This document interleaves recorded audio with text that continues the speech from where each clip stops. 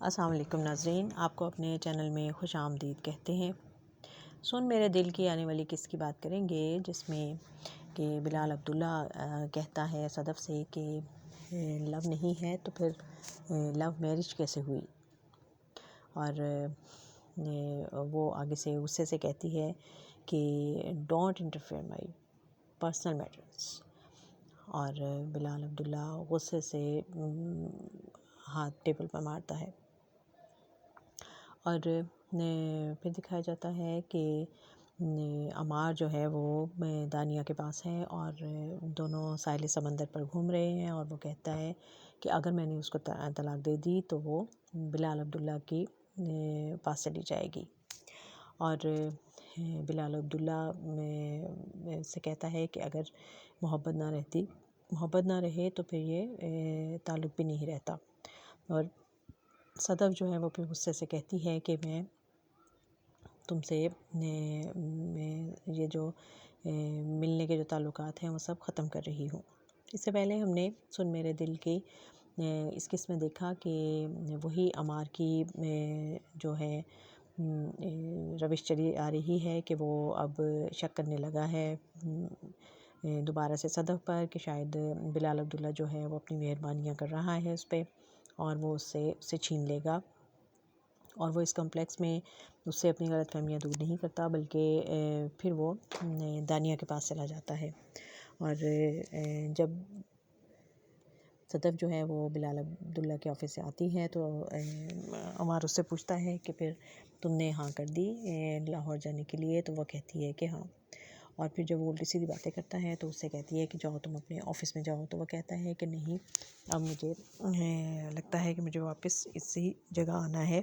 کیونکہ مجھ سے وہ عہدہ چھین لیا جائے گا، جیسے یہ مجھ سے چھین لیا تھا، اور وہ آفس وہ تمہیں دے دیں گے، تو میں اس سے پہلے کہ وہ مجھے اس آفس سے نکلنے کا نوٹس دیں، میں خود ہی یہاں واپس آ گیا ہوں۔ تو وہ اس ساری باتوں سے بہت چڑھ جاتی ہے، اور وہ اسے کہتی ہے کہ اچھا میں گھر واپس جا رہی ہوں، اور اگر تم وہاں آئے تو میں وہاں سے چلی جاؤں گی، اور پھر وہ آفس کے بعد بجائے گھر جانے کے وہ دانیہ کے پاس چلا جاتا ہے اور اس کو ساری بات بتاتا ہے، تو دانیہ کہتی ہے کہ اب اس بار تم مجھ سے ملنے نہیں آئے بلکہ تم اسے روکنے آئے ہو تاکہ وہ وہاں سے نہ جائے، تو اگر ایسا ہے کہ تم مجھے یقین ہو گیا ہے کہ تمہیں مجھ سے محبت نہیں ہے اور نہ ہی ہو سکتی ہے، تو اس لیے اب تم یہاں سے چلے جاؤ اور دوبارہ کبھی واپس مت آنا۔ لیکن وہ جب دوبارہ اپنے روم میں سے نیچے آتی ہے تو وہ دیکھتی ہے کہ وہ وہاں بے ہوش ہو کر گر پڑتا ہے، کیونکہ وہ بہت زیادہ نشہ کرتا ہے اور وہ گر جاتا ہے، اور ادھر دکھایا جاتا ہے کہ صدف کا بھائی شاویز جو ہے وہ اپنی ماں سے کہتا ہے کہ ہمیں صدف کے پاس جانا چاہیے کیونکہ وہ اکیلی ہے، آج کل وہ دیر سے آتا ہے گھر پر عمار، تو میں تھوڑی دیر چلتے ہیں اس کے پاس، چائے پیتے ہیں، گپ شپ کرتے ہیں، اور وہ خوش ہو جائے گی۔ تو پہلے تو ماں نہیں مانتی اس کی بات، لیکن پھر کہتی ہے کہ چلو ٹھیک ہے چلتے ہیں، اور جب گھر جاتی ہے ماں اور بھائی جاتے ہیں تو وہ اس کے ساتھ کیرم کھیلتی ہے، لیکن وہ ساتھ دکھی بھی دکھائی دیتی ہے، تو ماں اس کو بلا کر کے پوچھتی ہے اس سے سارے معاملات، اور پھر اس کو کہتی ہے کہ دیکھو اس طرح سے تم اسے اگنور مت کرو، کیونکہ اگر اسے کوئی اور دوسرا گھر مل گیا ہے، کسی اور عورت کا گھر اس کو مل جائے جب مرد کو، تو عورت کو بیوی کو اسے اپنے گھر سے نہیں نکالنا چاہیے، اور اگر آج کی رات وہ وہاں رک گیا تو پھر اس کو عادت پڑ جائے گی اور وہ وہیں جاتا آتا رہے گا۔ تو صدف چڑھ جاتی ہے اس کی اس بات پہ کہ اب آپ یہ کیا باتیں کر رہی ہیں بار بار، تو اب دیکھنا یہ ہے کہ ان دونوں کے آپس میں تعلقات جو ہیں وہ کافی خراب ہوتے جا رہے ہیں، اور صدف جو ہے وہ چڑھ گئی ہے اس بات پہ بہت زیادہ کہ عمار جو ہے وہ بلا وجہ اس پر الزام لگایا جاتا ہے، اور چڑھ کر اس سے بار بار پوچھتا بھی ہے کہ بلال عبداللہ تمہارے ساتھ کیا باتیں کرتا ہے، تم سے کیا پوچھتا ہے، تمہاری شادی کے بارے میں پوچھتا ہوگا، تو وہ چڑھ کر کہتی ہے کہ نہیں، وہ مجھ سے پرسنل باتیں نہیں کرتا، اور پھر اسے کہتی ہے کہ میں تمہاری طرح سے چھوری نہیں ہوں، میں صدف میں نامدار ہوں، تو وہ کہتا ہے کہ اچھا، میرا تو خیال تھا کہ تم صدف عمار ہو، تو وہ کہتی ہے کہ اولاد کا نام جو ہے وہ باپ کی نسل سے اس کی نسل چلتی ہے، اور شوہر کے نام سے اگر گھر چل جائیں تو بڑی بات ہوتی ہے، اور اب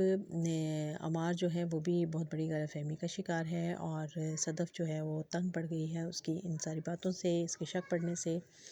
تو اب کیا آہستہ آہستہ جب بلال عبداللہ کو اندازہ ہوتا جا رہا ہے وہ دونوں خوش نہیں ہیں،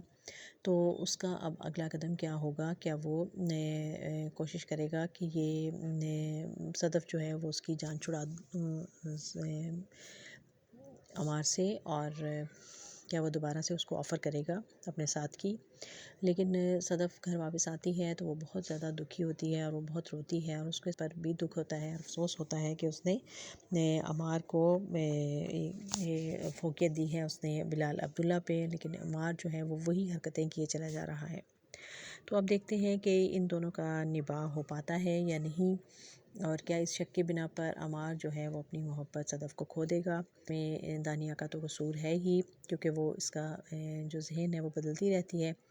لیکن اس میں عمار کا اپنا بہت بڑا کردار ہے کہ اس کو نہ اپنی ذات پر اعتماد ہے اور نہ ہی اس کو صدف پر اعتماد ہے۔ تو دیکھیے یہ خوبصورت ڈرامہ سن میرے دل۔